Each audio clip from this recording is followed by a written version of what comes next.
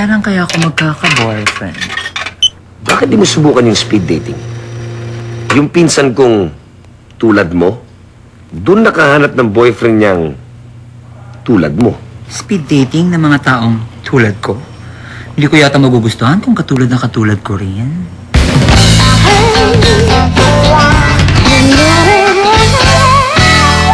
Ipay! Ipay! Ano? Look what I got here! Ano yan? 2 tickets to Enchanted Kingdom. Wow! Very, very far!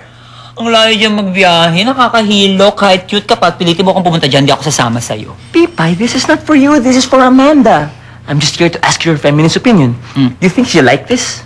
Oo. Kung high school siya. Ano ka ba man, Silvio? Amanda is a grown woman. Eh, dapat bigay mo sa kanya what a grown woman, a mature woman yearns for. Ano yun? Eh kung pati ba naman niya, di spoon feed ko sa'yo. Eh di nawala ng mystery ng panliligaw. Silvio, figure it out. On your own. Discover. Thanks, very gay mother. Casey, you look like someone who's good with girls. Of course. Can you tell me, what does a woman yearn for?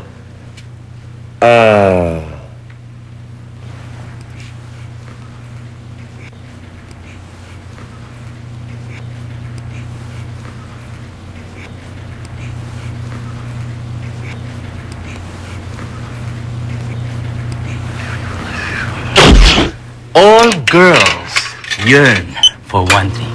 Kahit anong sabihin nila, yun at yung gusto nila.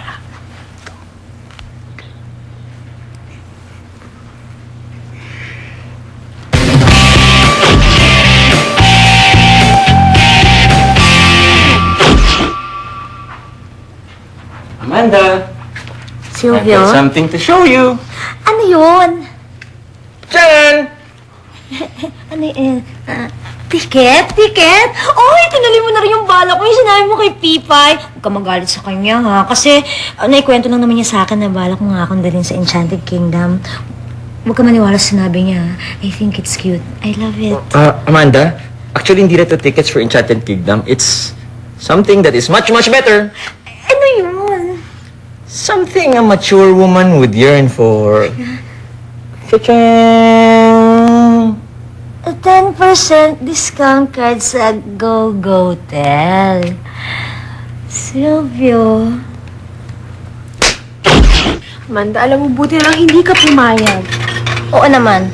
Akala niya siguro ganong klaseng babae ako. Okay sana kasi yung unang plano ni Silvio. Hinarang-harang pa ni Pipay! Teka, where's Pipay? Pag-ibig, pag-ibig, ang kailangan ng mundo, it's a happy, happy world! Ang saya-saya sa Santa Rosa.